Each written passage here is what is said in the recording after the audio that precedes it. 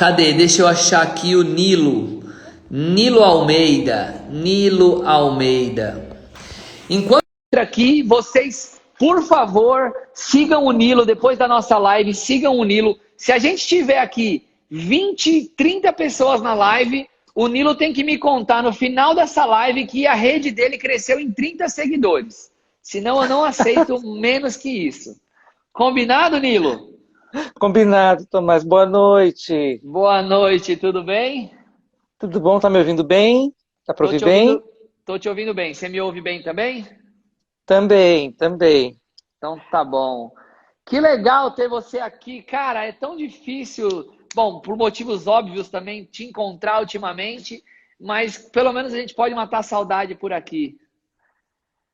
Com certeza. E nesses tempos, né, mais do que nunca é necessário, acho que como a arte é fundamental nesse momento de resistência, né, É isso de aí. atravessar. E seguimos firmes e fortes aqui produzindo toda quarta-feira. Você vai falar sobre o Cubo Azul também para o pessoal. Você está produzindo muito no Cubo Azul. Sim, Tá, sim. tá produzindo na Casa 7, tem as suas coisas. O Nilo também é um dos que tem rodinha aí no pé, também não para muito. Ele tem essa voz calminha aí, mas é só pano de fundo. É por dentro, tá em movimento. Por dentro tá em movimento. Isso aí. Bom, Nilo, obrigado mais uma vez pela generosidade em dividir aqui o espaço com a gente. Você é um super parceiro da galeria, super parceiro da vida, uma pessoa muito especial que eu tenho muito orgulho de dividir essa jornada da bandeira do ABC com você, porque você é um Uhum. dos fortes. Aliás, você, ainda que você seja jovem, você já faz isso há mais tempo que eu, então você de fato é um precursor aí nesse rolê aqui nosso do ABC. Uhum. Eu tô quase como aquela história da Rainha Elizabeth, né? Que tava lá, Deus chegou, outra pessoa tava, era a pessoa que tava lá, eu tô quase ali. Eu tô com o João dele Jacob competindo ali, estamos nós, o pau a pau. É isso aí, é isso aí. Muito bom. E hoje, pessoal, eu chamei o Nilo aqui para falar sobre processos de institucionalização de obras de arte. Por que que eu chamei o Nilo para falar aqui sobre esse tema em especial? Aí eu vou pedir para o Nilo se apresentar e aí vocês vão entender o porquê que o Nilo é gabaritado aí para falar sobre institucionalização de obra de arte. Nilo, por favor, quem é você? Bom, vamos lá. Boa noite, professor Tomás. Obrigado pelo convite. É, Você e todo o pessoal da OMA são parceiros queridos.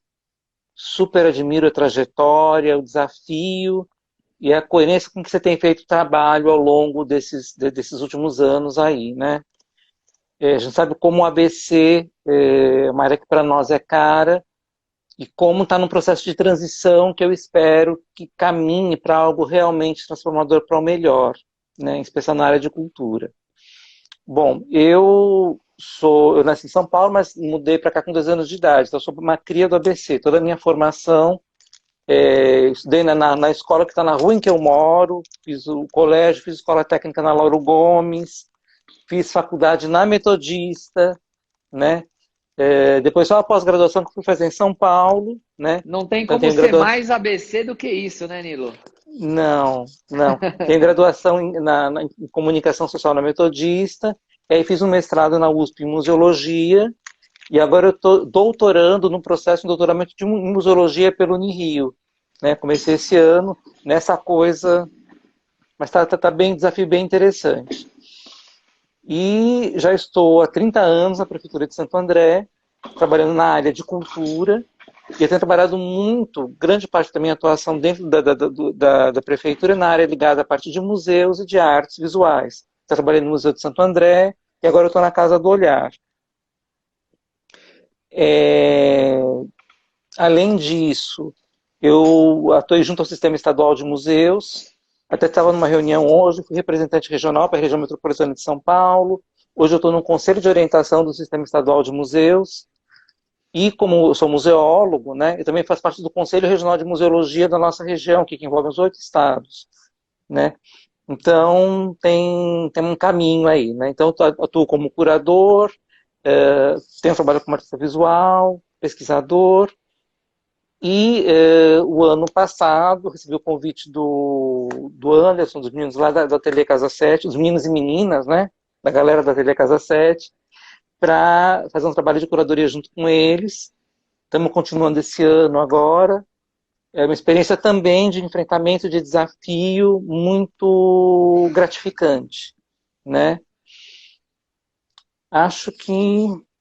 Aí tenho um site, né, que eu comecei há 8 anos atrás, que chama Cubo Azul, que é dedicado à arte e museologia. É um projeto pessoal e a ideia está caminhando, né? Ele tá na perna em que eu posso, estou andando com ele.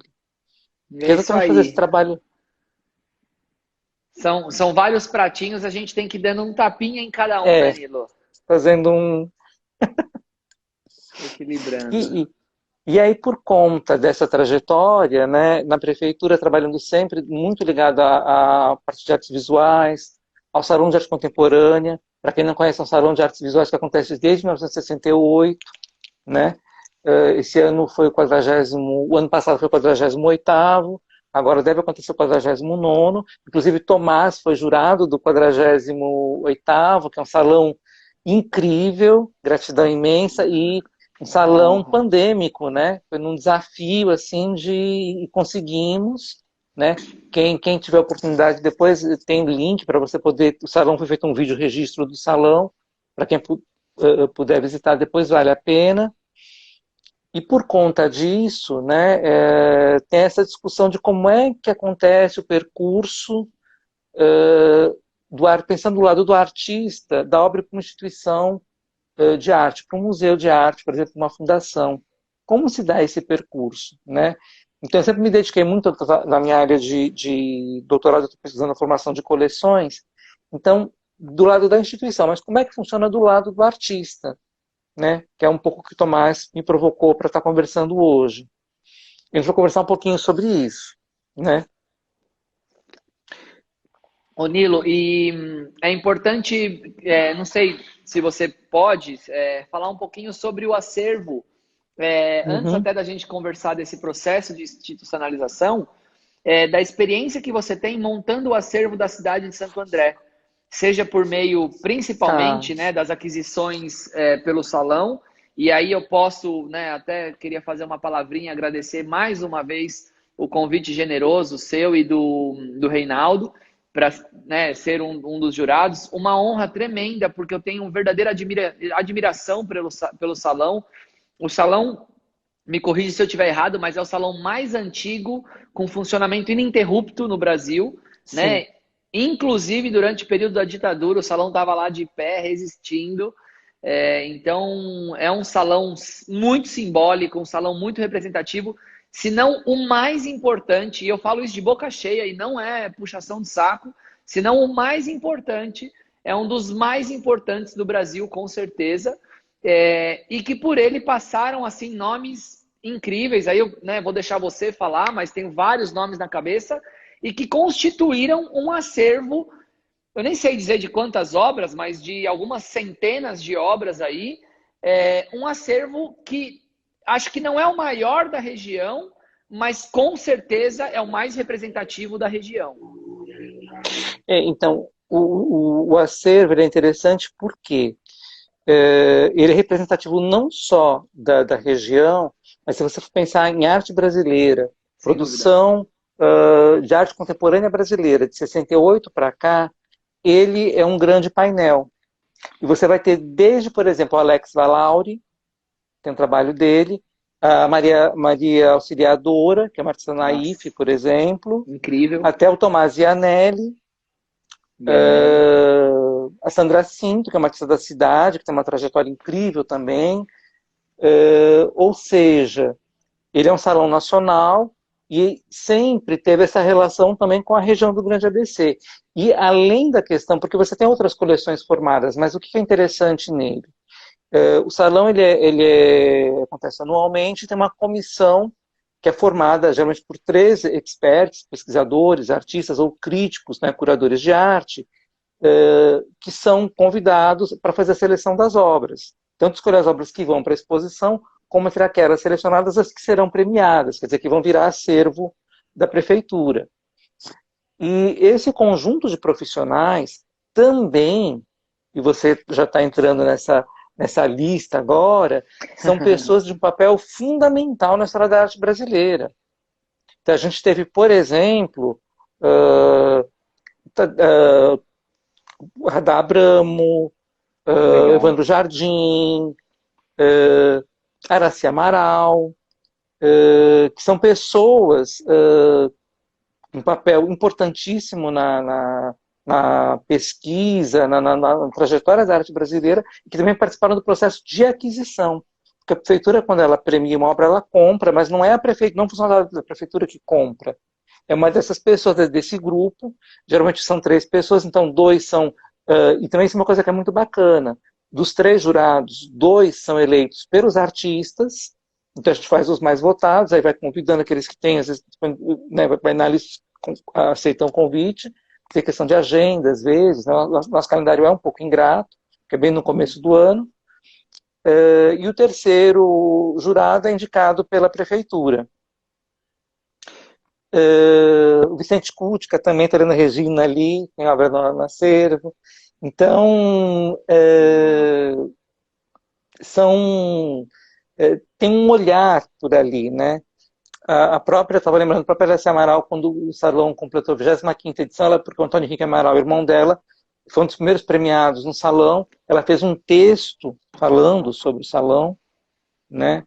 O MASP, quando fez uma grande retrospectiva da Maria Leontina, acho que é questão de 2 anos atrás, eles pediram uma obra emprestada para colocar na exposição, né? Então, para a gente ter a dimensão dessa coleção e do que ela representa. Ela tem 3 grandes núcleos, que o principal são as obras adquiridas pelo Salão de Arte Contemporânea.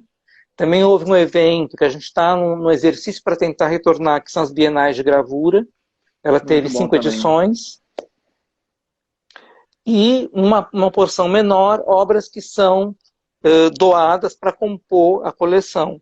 Normalmente essas obras que entram como doação, elas entram complementando alguma obra que já está na coleção. Um conjunto de 2 obras, aí tem uma terceira que não entrou, o artista doa essa terceira para completar o conjunto.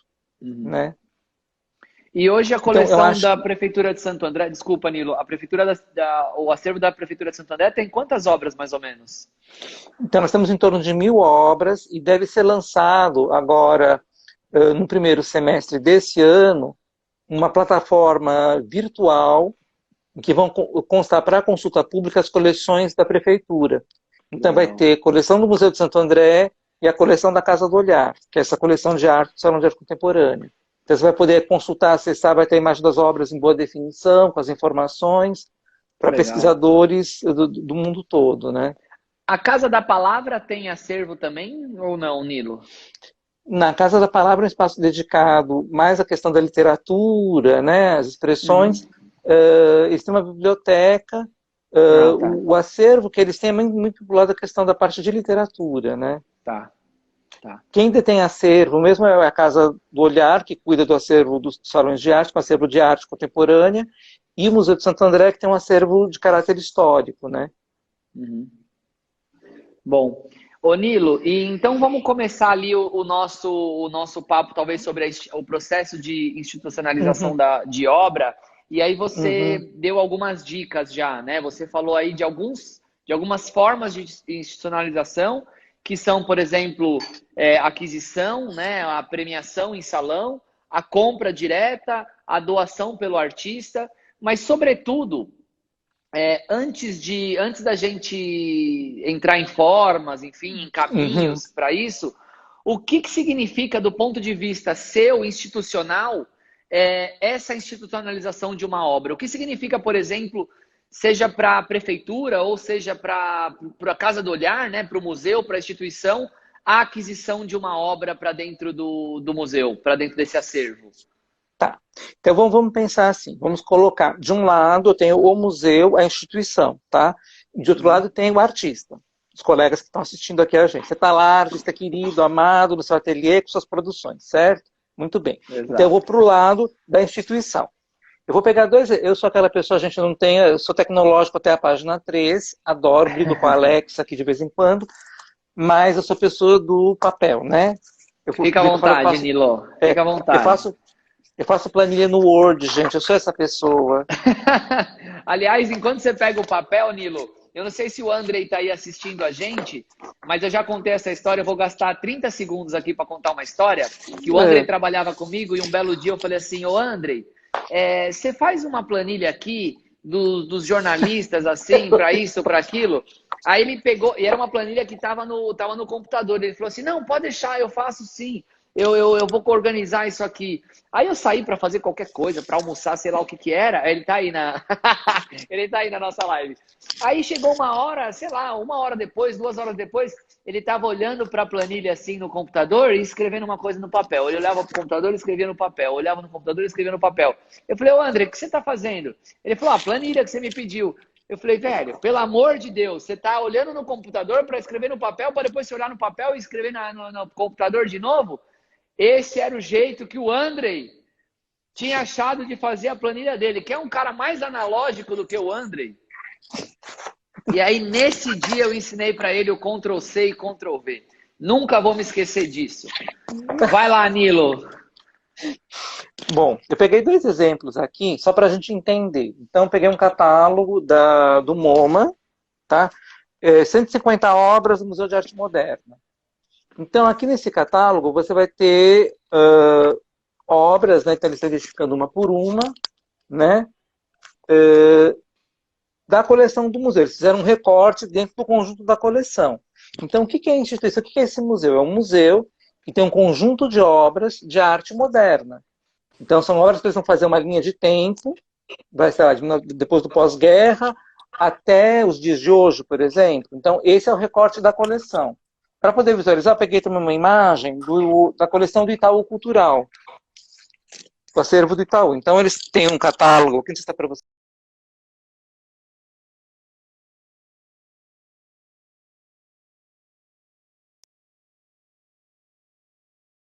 Tem nessa figura, só mostrar assim, bem en passant, fizeram uma linha do tempo, que eu estou mostrando bem especificamente aqui, peraí.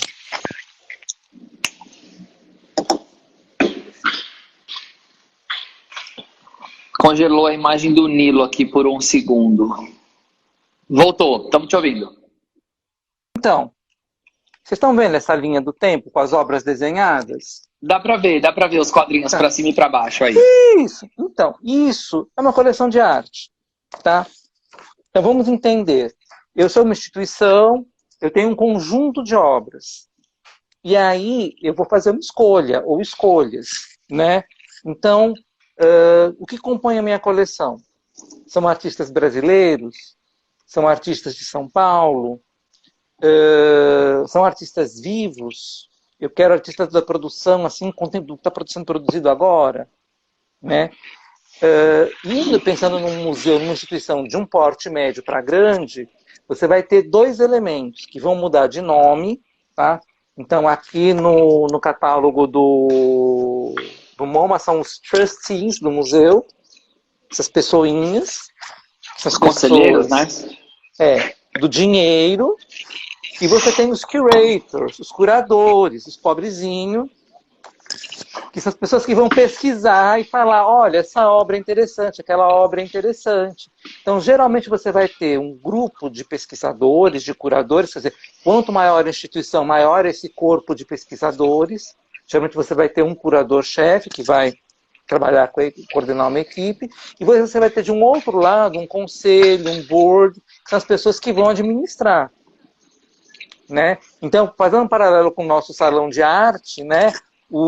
A comissão julgadora, ela é os nossos curadores, os pesquisadores, e a prefeitura é o board. Ele vai falar: não, tudo bem, vamos comprar então. Eles vão te falar: esse. A prefeitura vai lá e compra.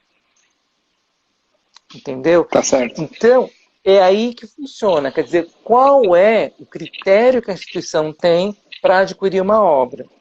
E é muito importante, quando a gente fala em especial de arte contemporânea, que isso muda. Então, por exemplo, a Pinacoteca do Estado, que é um museu centenário, referência, né, a coleção de arte do Estado, Ela, quando foi concebida, o grande recorte de acervo dela era a produção de artística do século XIX. Então ele se dedicava a colecionar pintura, escultura, gravura brasileira, século XIX. Era esse o recorte. A partir de um dado momento, na gestão de Manuel Araújo, Marcelo Araújo, esse olhar começa a mudar. E hoje você vai ter, por exemplo, a Rosana Paulino, integrando a coleção, numa exposição belíssima, né? Integrando a coleção, por exemplo. Porque também outras questões começam a aparecer hoje em dia. Questão de gênero, questão de raça, etnia, de identidade, de raça, né? Então, tem que mudar o olhar, entendeu? E aí, por onde vem essa mudança? Vem através dos curadores, dos pesquisadores, que falam, mas quantas mulheres tem no acervo? Quantos artistas negros tem no acervo? Entendeu? E aí você vai construindo um novo olhar. Sim. Né? No que é que isso impacta? Aí vamos voltar para você, para o artista. Vamos virar a câmera para cá agora. Tem um tripé que eu acho importantíssimo, pensando do lado do artista, que é formação, produção e trajetória. Então, a sua obra, quando ela entra no acervo, então seja porque você fez uma doação, seja porque um curador viu o trabalho, se interessou, vamos comprar a obra para incluir no nosso acervo, seja por um programa, né, você escreveu de seleção, né, a obra foi, mesmo salão de arte, você escreveu a obra, ela foi selecionada, foi adquirida. O que é muito importante a gente entender para o artista? Isso é um retrato. Ele é um retrato deste momento. Então, sua obra está lá, gloriosa, maravilhosa, exposta, e depois está no acervo da instituição. Ok, ela é um retrato desse momento. Que pode ser, olha, esse artista está em ascensão, ele está aqui, daqui ele vai para um outro caminho. Ou ele já está consagrado e é mais um momento de consolidação dessa trajetória. Ou é um tributo, quer dizer, é um momento. Você não pode, porque as pessoas criam uma ilusão de que não, minha obra está na instituição, então... Agora estou resolvido. Estou resolvido na vida, minha memória está preservada. Tá. Você imagina um acervo de 15 mil obras, 1 milhão de obras, como tem o Louvre, por exemplo. Está guardada, mas até alguém conseguir achar para expor, fica difícil. Sim. Então, o que é que vai... Então, por que, por exemplo, quando você pega 150 obras, essa coleção que tem milhares de obras, você pinça aqui, tem o Fernand Léger. E ele vai aparecer em outro catálogo, em outro catálogo, em outro catálogo. Ele vai ser repetido. Por quê? Tem pessoas que pesquisam a obra dele, tem uma repercussão, aquilo que eu falei. Ele tem uma formação, tem uma produção e uma trajetória, que vão estar sempre sendo alvo de interesse. Né? Ô, Nilo, então, mas... Vai lá, vai em frente. Não, pode falar. Não, pode falar. Ô, Nilo, e apesar dele ser, por exemplo, um retrato, existem duas questões que são importantes. Mais, né? Mas talvez duas questões que são importantes. Primeiro, de fato, embora seja uma fotografia, ele é sim uma garantia de perenidade maior para a sua obra. Por quê? Salvo um acidente, e o Brasil, vamos abrir umas aspas aqui, ele é mestre em queimar acervo, né? Salvo um acidente, a sua obra tem a possibilidade de uma guarda, né? De uma salvaguarda muito maior dentro de um museu do que dentro de uma coleção privada, né? Então, primeiro, é um ponto positivo de fato, porque a tendência de perenidade daquilo é muito maior do que a própria vida do artista. Mas, também, sobretudo, para você transformar essa fotografia em um vídeo, vamos fazer essa analogia, é importante essa relação de proximidade artista e museu, né? Artista e instituição, para que essa fotografia se transforme num vídeo e que ocorra outros processos de institucionalização de outras obras desse mesmo artista de momentos distintos da carreira dele. Então, eu acho que isso, Tomás, está ligado, vou usar a analogia do vídeo, à ideia do movimento. Então, eu acho que concordo com você que tem uma garantia de perenidade, é um registro, mas ela pode ser um registro do quê? Porque o que acontece hoje, mais do que nunca, os acervos são revistos. Então, como eu falei, por exemplo, o Leger, ele está guardado lá, ele vai ser revisto daqui a 20 anos, eles vão olhar de novo para a obra dele. E é esse novo olhar que vai poder ressignificar a produção. Então, certamente, hoje em dia está todo mundo procurando nos seus acervos, tem algum artista negro no acervo, por exemplo, é um dado da coleção, artistas mulheres, né? E você vai pesquisar sobre elas, entender a origem, a formação, como é que ela foi parar no acervo. Então, o que eu estou querendo dizer com isso? Ok, sua obra entrou para a instituição, ela vai ser preservada, mas o que você espera? Que ela seja um registro daquele momento ou que ela seja um registro da sua trajetória? É essa a provocação que eu faço. Quer dizer, o artista tem que ter claro que ele tem que continuar a sua produção. Então, eu acho que documentar o seu trabalho e manter as instituições informadas do que ele tem feito, do que ele tem executado, do que ele está fazendo. Né? Tem uma pergunta aqui, que a instituição só adquire obras ou também vende? Olha, até já teve alguns... Eu diria o seguinte, no Brasil, felizmente, os museus, até estava no curso lá, teve uma discussão sobre isso. Nós não temos uma prática museológica de venda. Né? Se você for comparar com os museus norte-americanos, eles são muito mais abertos em relação a isso. Porque, como eles têm uma questão do business, do capitalismo, isso chega para a área de cultura totalmente. Então, lá, por exemplo, para nós, o museu é uma instituição eterna, apesar de a gente tocar fogo até no prédio, como o Tomás bem lembrou, infelizmente. Né? Mas, assim... Por exemplo, um caso como o do Museu Paulista, que vai ser inaugurado, vai ser reaberto ano que vem, é raro. De uma instituição que conseguiu ser recuperada, passar por todo um processo em tempo. Né? Casos como o do Museu Nacional, que a gente está vivenciando agora, infelizmente, é o que é a regra. Né? É a regra. O caso do Museu da Língua Portuguesa é uma fatalidade, porque era um museu muito bem conservado, né? Sim, sim. Mas voltando. Peraí. A gente você estava falando das vendas, né? Talvez você pode usar um gancho sim, aí. Vou deixar uma bola eu, pingando para você, Nilo, do Polo e do Mando Rio. Teve um museu americano que eles podem fazer. Eu tenho 4 obras do Renoir. Quero comprar uma do Rembrandt que eu não tenho. Então, eu vou vender uma para comprar outra. Aqui nós não fazemos isso. Ela entrou na coleção, ela é da coleção. Eu acho que tem um fator fundamental aí da pergunta do Roger, é que os nossos acervos, por mais ricos que sejam, eles ainda são muito pobres. Né? O Nilo, e eu participei aí, né, a Casa do Olhar, vamos dizer assim, o Salão de Santo André, ele, por mais que sejam dos salões mais representativos e com verba boa, vamos chamar assim, para aquisição de obras para premiação, ainda é muito pouco. Ainda é muito pouco, né?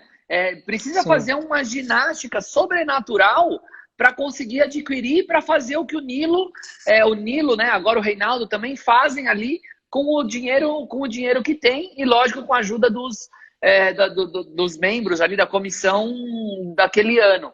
Então, eu acho que a gente não tem essa habilidade, por exemplo, não é nem habilidade, essa possibilidade de venda, né, dessa troca, porque, se a gente vender um, é o único que a gente tem, né? Que nem foi o caso do Mando Rio, que foi vender um Pollock, que não era um Pollock dos mais representativos, dos mais significativos, mas ainda assim, aquela venda significaria muito para o orçamento do museu, né? Só que, vendeu aquele... Talvez esteja falando uma besteira aqui, mas acho que era o único Pollock que tinha no Brasil. Sim. Então, que é um absurdo. Enfim, cobertor curto. É, porque você não pode aplicar uma lógica de capital para a instituição. E é essa a diferença, por exemplo, eu vou fazer uma comparação com a galeria, por causa do Tomás aí. E nada contra, porque é exatamente essa a ideia. A lógica da instituição é a perenidade, é a permanência, é ficar no tempo. Então a gente não pode entrar numa lógica de comércio, de negócio, né? Claro que vamos supor, todo mundo segue princípios éticos e tudo mais, mas ainda assim essa questão é muito complicada. Né? Mesmo na prefeitura, lá as obras são registradas, elas têm, como ela foi comprada, ela vira um ativo da prefeitura. Né? Sim. Ela Sim. faz parte do nosso patrimônio. Tem a Sim. mesa, a cadeira e o quadro. Entendeu? Ela ganha uma plaquinha lá de patrimônio, tá lá. Entendeu? O nosso desafio é explicar, olha, isso aqui não é uma mesa, não é uma cadeira, é um pouco diferente. Ela tem outros valores que para além daquele que está no móvel que foi comprado. Né? O exercício é sempre esse. O Marcelo está comentando, valor, né? Valor, é a diferença entre valor e preço, né? E é isso. Um ativo, ele normalmente ele desvaloriza com o tempo, e a obra de arte, ela valoriza com o quadro. Sim, sim. Olha, o Tom já fez uma proposta aqui. Você sabe, Nilo, você já participou outras vezes, que as nossas lives, ela tem sempre uma hashtag. Eu gostei dessa hashtag do Tom. Mesa, cadeira e quadro. É uma hashtag. E a hashtag, ela é boa porque o pessoal fala mesa, cadeira e quadro. Que raio que esse pessoal tá falando? Aí eles vêm aqui para assistir a nossa live, entendeu? Gostei. Vamos ver se alguém vai conseguir superar o Tom ao longo do nosso papo. Ô, Nilo, legal, a gente está conversando aqui entre galeria e um curador de uma instituição, né? Você já teve na figura como curador, já assumiu vários papéis à frente da Casa do Olhar ali. Para o colecionador, eu gostaria de levantar essa bola também, porque eu, como galeria, eu estou me relacionando com os colecionadores a todo momento. Muitas vezes eu falo para eles e eu não sei se eles têm a real noção do que significa isso. Então, eu falo assim, pô, a obra do Andrei, ela entrou na coleção da Casa do Olhar. A obra do Tiago, ela entrou na coleção da Pinacoteca de São Bernardo. A obra do Melim, a obra de fulano, ciclano, beltrano. E os caras, muitas vezes, eu tenho dúvida se eles têm a real noção do que isso significa. E muitas vezes, essa brincadeira, né, que a gente fez, se é que eu posso chamar de brincadeira, de falar que, pô, a depreciação não é uma depreciação que acontece como acontece com a mesa e com a cadeira, né? O quadro, a obra, ela é institucionalizada, ela muitas vezes ela tem uma valorização, um processo de valorização, porque a partir de agora a gente tem uma perenidade maior, né? A gente tem uma pseudo-garantia, vamos chamar assim, de uma perenidade para aquele trabalho, para a obra daquele artista. Ele entra como uma fotografia, como um registro daquele momento, como uma participação simbólica para o contexto, significa para o colecionador uma valorização da obra dele, né? É um selo... Sim. Um selo. Eu queria que você falasse talvez um pouco disso, porque não é uma matemática lógica, mas é naturalmente mais um selo de garantia. É meio... Eu tento usar algumas metáforas que sejam óbvias, mas é um pouco isso, né, Nilo? Na verdade, o que acontece? Eu fiz a provocação do pro artista porque eu acho importante, porque sempre que você adquire uma obra, né, a expectativa, a não ser aqueles casos que você tem uma trajetória que ele está morrendo, você vai e compra, né? A não ser essa lógica perversa, mas o que a gente espera é que a pessoa vive e produza muito. Sim. Então, seja no salão de arte, seja no museu, o que a gente quer é que as pessoas produzam.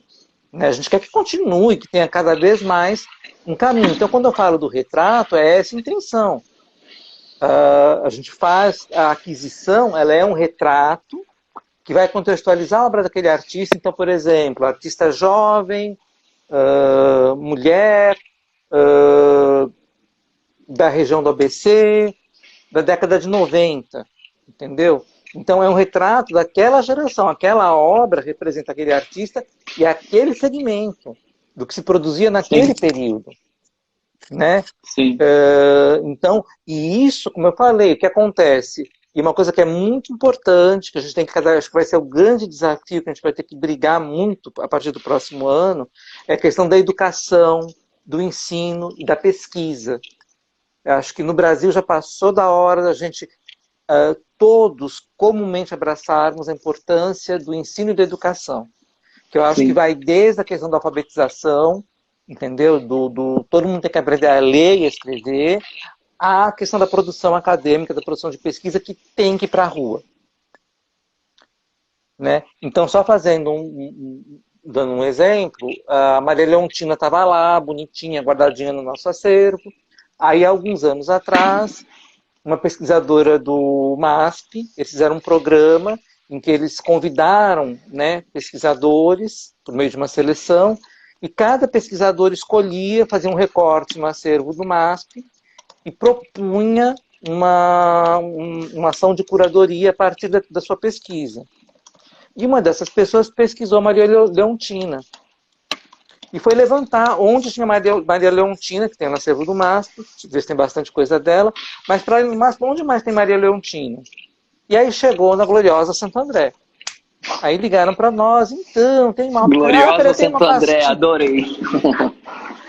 Aí tem uma pastinha, fui lá eu no arquivo moderno, né, no arquivo de pasta suspensa, tem a pastinha da Maria Leontina, que se você quiser vir pesquisar, eu lembro que a moça veio, entreguei a pasta para ela, pesquisou, olhou, escreveu, tá bom, obrigado. Porque às vezes tem informações que a gente só tem lá. Então, quem foi a comissão daquela época, se teve algum apontamento da seleção, enfim.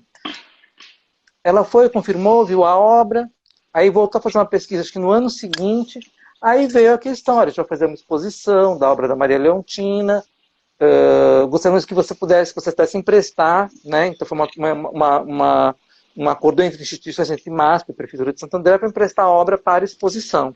Eles, como contrapartida, restauraram a obra, ela está super tratada agora, está guardada, foi bem bacana o trabalho.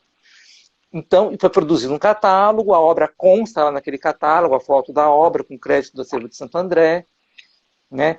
Então, por exemplo, para quem é um colecionador, vamos supor que tem a obra da Maria Leontina, a obra fica nesse contexto.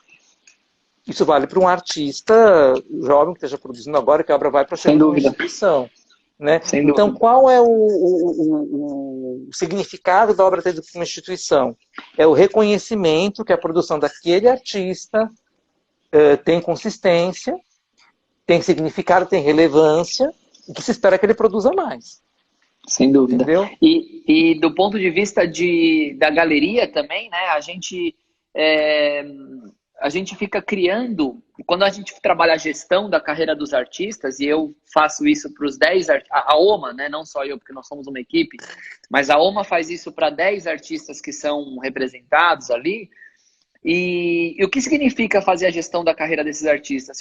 Significa ficar buscando oportunidades para esses artistas e colocando, posicionando eles em lugares estratégicos. Quando a gente tem a institucionalização, muitas vezes, independente da atuação da galeria, acontece isso. Porque o próprio museu também está posicionando essas obras que estão institucionalizadas em recortes novos. Então o Nilo vai fazer um recorte dos artistas do pós-guerra, aí entra a obra do fulano. Aí ele vai fazer um recorte dos artistas mulheres, entra a obra do fulano de novo. Aí ele vai fazer um recorte Ou seja, os vários recortes que ele pode fazer dentro da coleção dele, pode ir posicionando e chancelando, né? Alguém escreveu aí chancela, e chancelando esse artista novamente. Porque uma obra, ela pode ser catalogada, vamos chamar assim, dentro de vários recortes. Né? Rosana Paulino, dentro de um recorte de gênero, dentro de um recorte de raça, dentro de um recorte temporal, dentro de N recortes. Né? E dentro de um recorte político, porque a obra dela é muito política. Quer dizer, em 30 segundos, você fala de 4 recortes possíveis para o mesmo artista. Né? E isso não tem nada a ver com a galeria, que, por exemplo, eu acho que a Mendes, que trabalha com a Rosana Paulino, ou passou a trabalhar recentemente com a Rosana Paulino, então a Mendes Wood está fazendo o trabalho dela, independente da Pinacoteca, que também está fazendo o trabalho dela. Né? E as forças vão se somando. E aí você vai dando projeção para esse artista. Então são mais pessoas, são mais instituições validando aquele mesmo artista, aquele mesmo trabalho. Ô Nilo, tem uma pergunta aqui boa do Marcelo, gostei dessa pergunta, ó. A institucionalização, você considera que degrau na carreira de um artista? Quando que acontece talvez essa institucionalização? Ou quando que é a hora de acontecer essa institucionalização? Então, do ponto de vista do artista ou da instituição? Vamos usar vários momentos. Vamos falar do ponto de vista do vamos artista lá. primeiro. Então, eu acho que do ponto de vista do artista, é aquele tripé que eu falei. A formação, a trajetória e a sua produção. Então, vamos supor, você está começando, que às vezes é muito comum, tem casos você está começando, nossa, a obra, por algum processo de seleção, ela acabou indo para o museu, virou acervo, né? Que bacana. Mas como é que está a tua produção? Entendeu? É isso que eu gosto de insistir, porque não que a gente tinha até a década de 90, você tinha um circuito, um percurso mais ou menos estabelecido. Você tinha estruturas formais para que os artistas pudessem ter o seu aprendizado, então você fazia uma faculdade de arte, ou frequentava um ateliê, né? Tinha uma trajetória ali, você se formava, aí começava a fazer exposições geralmente coletivas, até conseguir ter uma individual, aí tinha vários salões de arte pelo país, você conseguia ser aprovado e selecionado em algum deles, depois você ia para começar a expor em galerias, acabava sendo representado por uma galeria, poderia ser premiado, até você chegar, quer dizer, ir para uma instituição, fazer uma exposição no museu, era um percurso, a pessoa tinha que ter uma trajetória consolidada. Ao longo das últimas décadas, né, você tem aqui o panorama do MAM, você tem mostras do MAC dedicado a jovens artistas, você tem uma quebra desse paradigma. E eu acho que a internet ela acaba por derrubar de vez isso, né? Então, hoje, eu acho que é muito mais, pensando do lado do artista, acho que você tem que ter um olhar para isso. O que eu acho que é importante? Você consolidar seu processo de formação, consolidar teu processo de produção, quer dizer, como é que está o trabalho? Você consegue... E também tem um outro dado, que é a questão da arte contemporânea do nosso tempo. Hoje, mesmo com a galeria, né, dando suporte, por exemplo, é muito importante que o artista tenha condições de poder, minimamente, poder falar do seu trabalho. Né? De poder refletir sobre a sua produção. Então, se você está com seu processo de formação está concluído, você está com a produção caminhando, acho que você pode ter um olhar para isso, para poder pleitear que sua obra vá para uma instituição. Ô Nilo, né? Deixa eu fazer um contraponto talvez na sua fala. Eu concordo completamente, aliás, você tem muito mais bagagem para afirmar isso até do que eu, porque você fala de dentro da instituição, mas você conseguiria dizer se é a regra ou se é a exceção, por exemplo, esse processo desse desvio, vamos dizer assim, de percurso e de uma institucionalização da obra de um artista jovem, ou se, por exemplo, a regra, e aí eu acho, tá? Eu queria ouvir de você, que a regra, muitas vezes as pessoas que estão nesse comitê de seleção, que estão à frente dessa batida do martelo, sei lá, elas vão olhar de fato uma mínima trajetória de um artista, elas vão, com o olhar treinado, dizer: é uma aventura isso aqui, ou isso aqui é consistente, né? Porque aí, aonde eu quero chegar com essa pergunta? Se eu tivesse que responder, eu diria que o degrau da institucionalização, ele é sim uma coroação. Ele normalmente, via de regra, ele acontece num meio do processo, ele não acontece num começo de um processo. Faz sentido o que eu estou falando ou mais ou menos? Faz, mas a gente tem que ter o seguinte entendimento. O que é o começo de um processo? Esse é um problema. Porque a gente está operando com uma linha, como eu falei, como eu tinha um processo, um percurso formalmente estabelecido, então você falava assim, não, o cara se formou, já produz há 10 anos, então eu tenho como avaliar. Hoje em dia eu não tenho como fazer isso. Então a pessoa está produzindo, que é o clássico, mas eu produzo desde que eu era adolescente. Tudo bem, meu querido, mas você fez, você estudou, quando que você se formou? Quer dizer, eu concordo que a coroação, que realmente quem vai fazer a seleção, isso é muito importante também, que instituição é essa? Acho que no Brasil a gente tem critérios muito claros, a gente amadureceu muito o processo, tanto o circuito comercial como o circuito institucional, né?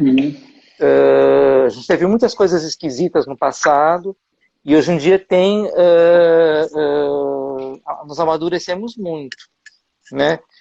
Então, eu acho que, com raras exceções, vai demandar algum tempo. Porque, às vezes, pensando pelo artista, por exemplo, pode ser que esse tempo sejam 10 anos de produção.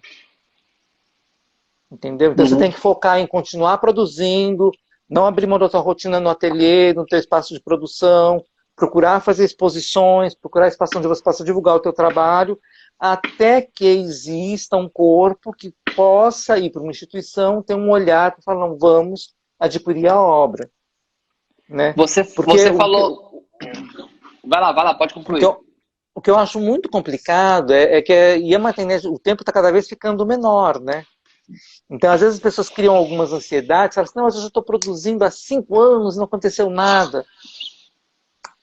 Sei, o que é nada? Você já expôs? Ah, mas eu participei dessa amostra aqui não, mas o MASP não comprou a minha obra. Não, mas pera, né? É nesse sentido que eu falo que a pessoa tem que ter uma serenidade. Eu acho que é muito importante você ter a questão local. Então, de onde você vem? Qual é o circuito local da sua cidade, do seu ponto de partida, vamos dizer assim? Tem alguma galeria, tem algum museu local? Você visitou, você pesquisou, você tem uma relação com a produção de lá? Entendeu? Eu acho muito importante esse entendimento de um circuito, né? Sim. Total, Nilo, corroboro total a sua fala, muito legal. A Lilian perguntou, por exemplo, o que define um artista consistente? Um artista consistente, Lilian, significa... Eu vou provocar, tá? Vou responder de forma provocativa. Significa um artista que produz sem se preocupar o que significa ser um artista consistente. Porque a produção tem que ser maior e mais importante do que tudo, né? Então, os artistas hoje em dia, eles têm essa preocupação. O que significa tal coisa? O que eu preciso fazer para chegar lá? Quando, na verdade, a gente quando olha um artista consistente, é um artista que a produção é uma necessidade latente, né? Não é atender a um requisito de uma galeria, um requisito de um museu, um requisito de qualquer lugar que seja. É quando a produção é maior e mais importante do que qualquer coisa. E aí é uma produção consistente. Porque aí as pessoas vão entender que, a despeito de acontecer ou não acontecer, em 5 ou em 50 anos, esse artista se manteve produzindo. Então, isso é uma produção consistente, né? Mas, enfim... deixa eu ler alguns comentários aqui. A Lilian comentou também, o tempo de carreira também é relativo ao que se refere à produção consistente. Sem dúvida, tempo de carreira, 50 anos pode não ser consistente, 5 anos pode ser consistente. Formação acadêmica ainda é um atrativo para olhares dos marchands? Não, é mais um requisito, mas não é um único requisito, né? Pressa de existir, falou Isabela. Muito bem, Isabela. Tem artistas concentrados. Vai lá, Nilo. É que eu acho importante, você falou a questão da formação, é uma coisa que me preocupa. Eu já vi algumas discussões, eu fiz na Udemy, lá tem um curso sobre preparação de portfólio. E eu acho que isso é uma coisa que é muito importante, formação. Seja ela qual for, no sentido de... Não precisa ser uma formação, me formei na faculdade e tal, não é isso. Mas como foi o teu processo? Justo. Por isso que foi aquela coisa, eu desenho desde criança eu desenho, tudo bem, mas em algum momento da tua vida, você estabeleceu um compromisso. Porque também tem um dado, artista não se aposenta. Você morre, é uma profissão vitalícia. Você não aposenta, porque também tem por isso que eu falo da questão da linha do tempo. Você deixa de produzir. Então é o que eu falo, olhando para você vai, o fulano de tal, ele parou de produzir, mas a obra dele está lá. Então, porque às vezes eu já até ouvi algumas falas, tipo assim, quando você prepara o teu portfólio, não precisa colocar formação. Ou coloca primeiro a galeria. Não, coloca primeiro a tua formação. Eu fiz o curso de não sei quem, participei do ateliê de fulano de tal, fiz orientação com ciclano, coloca. Porque dá para quem for se debruçar para entender a trajetória, né, que é um dos pontos do tripé, de onde vem o teu processo de pensamento. Sim. Porque isso que o Tomás fala, onde você vai criar a consistência, que exposições você tem visto, que livros você tem lido, quanto tempo você tem se dedicado à produção, porque também a gente tem uma questão que acho que vem da geração 80, tive uma discussão naquele momento, que era uma geração muito focada assim, o ateliê está na minha cabeça. Então eu não preciso produzir. Eu acho que a geração atual, e isso é muito bacana, está assumindo um compromisso com a questão da produção. Então, independente da escolha de técnica mista, apropriação de tecnologia, quer dizer, mas você tem que ir lá e produzir. Né? Quanto tempo você consegue? A gente sabe que a realidade brasileira ela é muito cruel, ela é muito ingrata. Geralmente você tem que dividir seu tempo com alguma outra atividade, você não consegue ser artista full time. Né? Melhor dos mundos ter o seu ateliê pleno, você vai lá, fica o dia inteiro criando, né? Tem assistente, você sabe que a realidade não é essa. Né? Geralmente o normal é ter um canto da mesa da cozinha para você começar a produzir. Né? É o ateliê possível, mas quanto tempo você consegue dedicar? Você sabe que é um desafio para a realidade brasileira, mas é necessário. Sim. Muito bom, muito bom, muito bom. Deixa eu ver, tem uma outra pergunta aqui também do Marcelo. Tomás, para a galeria, qual a importância da institucionalização da obra de um artista? Acho que a gente já respondeu aqui, né? Mas talvez de uma forma resumida, eu encaro muito como a coroação, né? Porque existem muitos olhares e existem muita pesquisa, uma pesquisa séria para que isso aconteça. Então, de fato, não é, dentre os processos do mundo da arte, né? Não é o processo mais fácil de acontecer, né? Essa institucionalização, algumas coisas precedem esse acontecimento. Então, para a galeria é muito importante. Para a galeria conseguir isso, é um troféu, né? E é um compromisso, por exemplo, ao passo que a galeria chancela um artista, e aí escolher um artista já é uma chancela, né? Ao passo que eu escolhi trabalhar com a Isis, escolhi trabalhar com o Renan, escolhi trabalhar com o Bruno, com o Paulo, com o Laerte, sei lá, eu estou emprestando de alguma forma o meu prestígio e o prestígio da OMA, assim como esses artistas me emprestam muito esse prestígio, mas eu também estou assinando embaixo. Então, é uma responsabilidade quando eu falo, olha, isso aqui custa R$1.000, custa R$30.000, custa qualquer R$1.000. E vendo para alguém, esse alguém está confiando em mim. E eu tenho uma responsabilidade com esse objeto, né? E aí chega uma instituição e fala, opa, eu quero levar esse objeto, ou eu quero levar um objeto desse artista para dentro da minha instituição. Eu falo, puta, não estou sozinho, né? Não sou só eu. Então isso é de fato uma coroação e é importante para a galeria quando isso acontece. Por isso a gente comemora muito, né? E a gente trabalha muito para que isso aconteça. E aí a gente devolve, faz essa devolutiva para quem confiou na gente em algum momento, que é o colecionador. Né? Confiou no sentido de comprar o trabalho. E aí eu falo para ele, olha, você que comprou um trabalho do André lá atrás, do Thiago, do Nário, de quem for, e você, por exemplo, e existe uma questão de mercado que eu trato com muita tranquilidade essa questão, que você que comprou um trabalho desses artistas lá atrás por, sei lá, R$1.000, agora aconteceu tal coisa e olha que interessante, ele está custando R$10.000, ele está custando sei lá quantos R$1.000, ou seja, é uma construção, não é do dia para a noite, não é jogar uma moedinha para cima e dizer, vai custar agora R$10.000, não, né? Essa construção é que vai fazendo isso se valorizar ao longo do tempo e parte dessa construção, algum degrau dessa escada é a institucionalização. Então, essa devolutiva, todo mundo ganha, né? A instituição está feliz porque tem essa fotografia agora dentro do acervo dela. O artista está feliz porque tem essa condição de perenidade agora. O colecionador está feliz porque ele apostou em algum momento e agora isso aconteceu. A galeria está feliz porque é uma chancela importante para o trabalho dela. Quer dizer, quase que um ganha, sabe? Eu acho que tem um momento, e até como hoje, acho que a questão ética está muito consolidada, que esses olhares se encontram. Então, pegando um pouco a sua fala, quer dizer, e acho que pensando como tem colecionadores que estão participando, acho que uma coisa que tem que guiar muito, é claro que tem uma questão de investimento, mas principalmente tem que ser aquilo que te toca e que te move, né?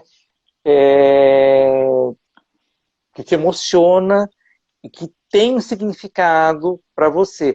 Porque aí, voltando à questão da consistência, né? Eu acho que quando você está fazendo a seleção para aquisição, quando você está na galeria selecionando, quando o colecionador está na galeria está adquirindo, quando a gente está na curadoria expondo na instituição, os olhares são os mesmos, no sentido de entender, ali tem algo, né? Eu sempre gosto dessa figura, pensando da questão da obra de arte como algo que comunica, né? Porque todos nós nos comunicamos. O artista, o que ele faz? Ele pega a pedrinha dele, joga na água e ela reverbera as ondas com uma intensidade que a todos atinge, né? Então, eu acho que... E aí, quando alguns artistas têm essa capacidade de... Quando algumas pessoas, né, que são os artistas, de impactar mais pessoas, e essas ondas vão se encontrando, né?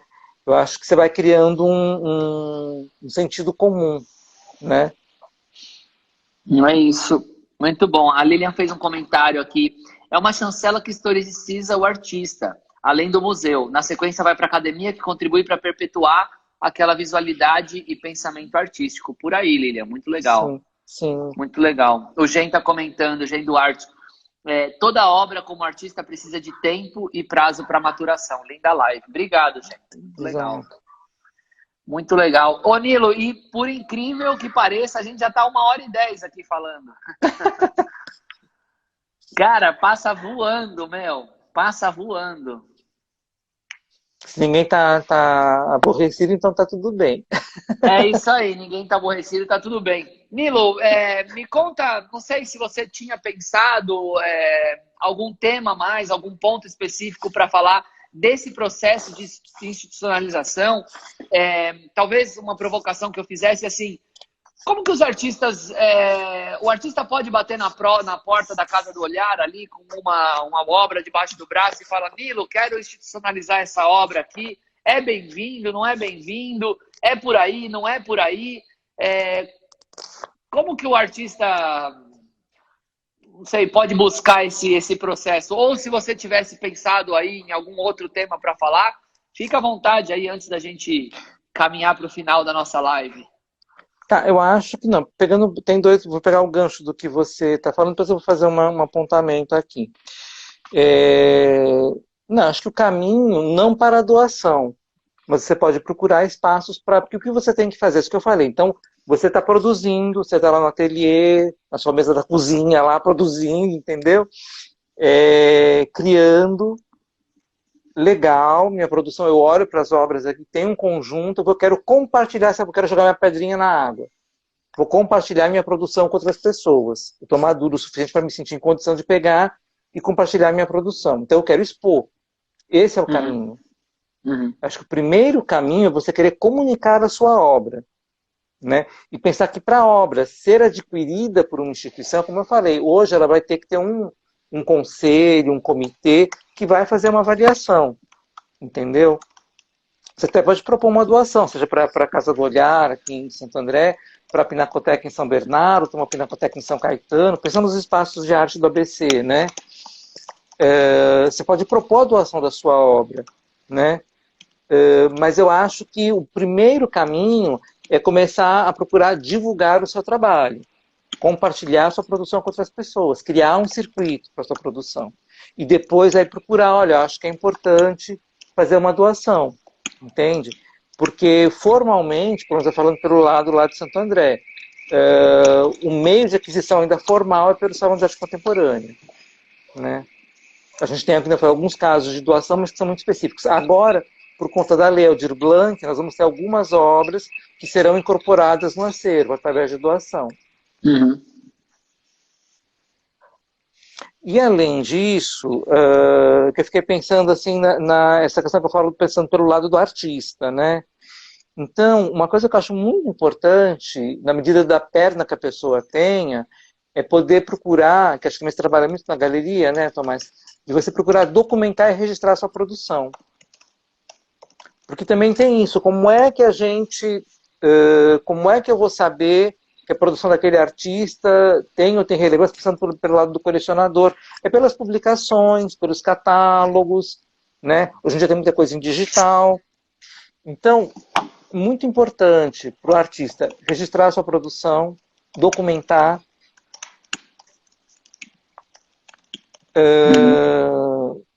Hoje em dia fala-se muito em certificado de autenticidade da obra, né? Um documento, quando você vende uma obra ou doa obra para uma instituição, fazer um documento atestando que aquela obra, com os dados técnicos dela, né? E procurar, na medida do possível, construir uma memória da sua trajetória. Então, toda exposição que você participar, guardar um catálogo, algum material, fazer um registro do seu período, né? E acho que a gente está falando da questão da consistência, né? Então, tentando descrever de um modo um pouco mais objetivo, quando a gente olha para uma obra, né? Eu vou avaliar para uma exposição ou para compor um conjunto de obras aqui. Então, quem é esse artista? Então, essa coisa que você falou do currículo, qual que é a trajetória dele, né? Que tipo de técnica ele está utilizando dentro daquilo que eu estou, ou para exposição, ou para compor o acervo. Eu estou mexendo com um conjunto de papéis, então eu vou querer uma gravura, não uma pintura, por exemplo. De que fase, que nem o Tomás falou da questão do Paulo, que é a fase inicial da carreira dele, mas de repente me interessa ter um trabalho da fase inicial. Eu não vou ter uma da fase mais reconhecida, mas de repente do início de carreira, ou de um momento que não é tão reconhecido, mas que é importante também. Né? Vai dialogar com outras obras que eu tenha na coleção.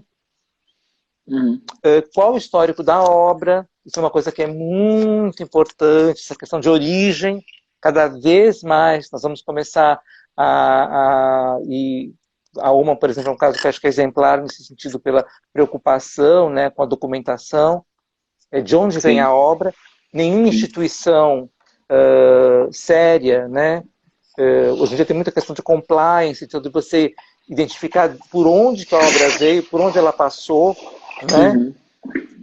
E nesse sentido, Nilo, temos um ganho evidente aí. Alguém fez uma pergunta sobre o NFT, e eu acho que o ganho maior do NFT não é nem o NFT, mas é o blockchain, né? Essa certificação incorruptível, que isso eu acho que é um ganho substancial para esse nosso circuito. Sim. Eu vi que até uma casa, eles já venderam uma casa por esse sistema, né? Uma casa virtual. Tá uma doideira. Tá uma doideira. Aí é uma coisa que eu já não dou conta. Mas por esse lado é bom. A questão Muito da bom. raridade, o estado de conservação, quer dizer, a obra está bem conservada, ainda é um desafio para as instituições, quando a gente, a partir da década, e isso é muito claro quando a gente olha a coleção da Casa do Olhar, que é um salão que começa no final da década de 60, mas até 70, 80 ainda você vai ter obras mais assim, formatos, entre aspas, tradicionais, então você vai ter pintura, gravura, escultura, objeto. Aí na década de 90 começa a entrar fotografia, outras mídias, mas ainda assim a gente tem que, né, o tal do NFT, as mídias digitais, né? Como, por exemplo, se a UMA fez uma caixinha com os vídeos, né, no Clube de Colecionadores. Quer dizer, como é que eu guardo aquilo ali no acervo, por exemplo? É um desafio. O que é a obra? A caixinha, a imagem, né? Então são desafios contemporâneos para as instituições. Né? Então, se você é um artista que trabalha com mídias virtuais, como fica isso? Né?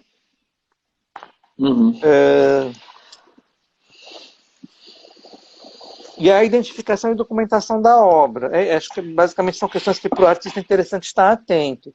Para quem coleciona, eu acho que é procurar a questão de pesquisa, né?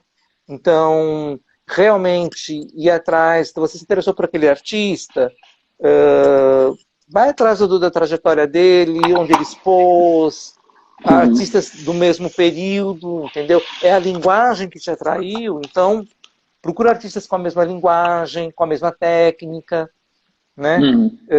Para poder construir uma coleção, né? Eu acho que são coisas que... E pensar sempre se aquela obra você conviveria bem com ela. Pensando para quem vai colecionar, né? Nilo, tem várias perguntas aqui, mas eu não quero estender, até em respeito aos colegas que estão já aí 1h15 junto com a gente.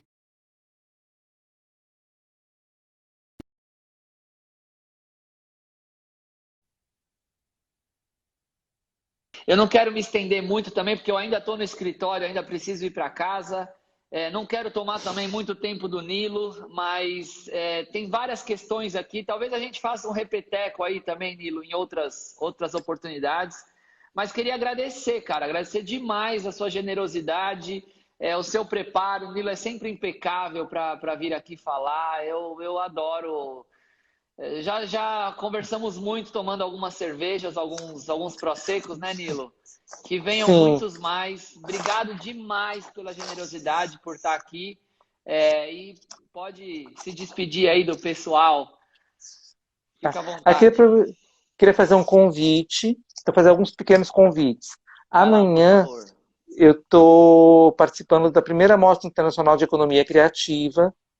É uma mostra feita pelo Culticultura, um trabalho muito interessante do Leonardo Cássio e da Thaís Polimeni, que eles têm um site dedicado à cultura, à economia criativa. E eles fizeram essa mostra virtual que envolve pessoas de vários países. E eu mediei, eles me convidaram para organizar uma mesa, vou estar mediando uma mesa sobre estratégias e possibilidades criativas para museus na América Latina e Caribe, com a Luciana Menezes de Carvalho. A Luciana, hoje ela é diretora do Museu de Alfenas, da Universidade Federal de Alfenas, em Minas Gerais, e ela coordena o ICOFON-LAN, Comitê de Museologia do ICOM para América Latina e Caribe, aqui no Brasil. E o Juan Carlos Fernandes Catalã, que é museólogo, os dois são museólogos, né, também, ele é presidente do ICOM no Equador. Então nós vamos estar falando sobre esse cenário da América Latina, da economia criativa e dos museus, né? É amanhã, 19 horas, tá? Depois eu vou encaminhar o link para vocês, para compartilhar. Vou fazer um convite aqui para todo mundo que está nessa live, o convite que eu fiz no começo da live, que é o seguinte: a hora que vocês saírem dessa live, a hora que eu der tchau aqui para vocês, vocês clicam no nome do Nilo que está aqui em cima, ó, e vai lá e segue o Nilo. Tem 20 e tantas pessoas na live, as 20 e tantas pessoas podem seguir o Nilo, e eu tenho certeza que no Instagram do Nilo vai estar postado ali todos esses convites. Isso. Até postei o da Oma hoje também, acordando no reloginho, correndo. Até agradecer a Patrícia, que eu falei assim, mas o reloginho parou, cadê o Tomás? Cadê o Tomás? Excelente. Excelente. Tá? É isso. Também quem puder, depois tem o site cuboazul.com.br, que é um site dedicado à arte e museologia. Eu tive que dar por uma série de questões esse ano, enfim, agora eu vou começar a retomar com mais foco, né? A questão dos estudos também está me domando um pouco do tempo, do doutorado, mas é parte do processo. Acho que é isso, assim, a gente só agradecer o tudo convite, isso. É sempre um... desejar vida longa ao trabalho de vocês aí, Tomás, acho que é importante. Eu acho que sinaliza que o ABC, né, ele é um caminho para além das fábricas, né? E tem muita cultura e arte acontecendo, e também em breve teremos notícias lá pelo ateliê da Casa 7, coisas boas acontecendo também. Muito bom. Mas também em processo de organização, é isso. Muito bom. Obrigado, Nilo. Obrigado, Nilo, e obrigado a todos vocês, guerreiros, que ficaram aqui conosco até as 10h20 de uma quarta-feira. Obrigado mesmo por estarem aqui. Deixar o Big Brother de lado para assistir a nossa live, entendeu? Então, obrigado pela participação. Ô, Tom, qual que era a hashtag cadeira? Como é que era? Mesa, cadeira e quadro? Cadeira, mesa e quadro? Mesa, cadeira e quadro. Vamos lá. Hashtag mesa, cadeira e quadro. É hora de dar o print aqui. Eu tô com um penteado aqui. O Nilo também tá aí. Ô, Nilo, eu gostei do seu óculos, hein? Tá de Sim. parabéns também. Eu fiquei de olho nele. É hora de dar o print aí.